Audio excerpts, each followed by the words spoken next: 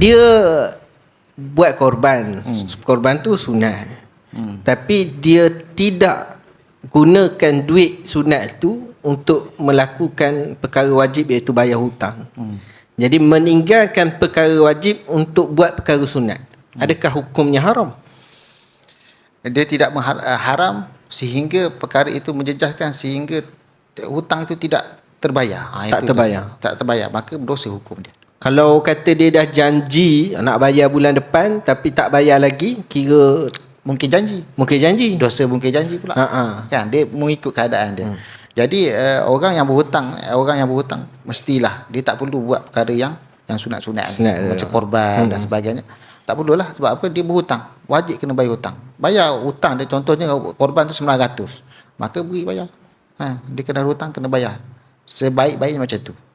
Kan, sebab orang tu dah minta, terutama jika orang tu minta. Kan, biasanya memberi hutang ini dia tak minta, kan.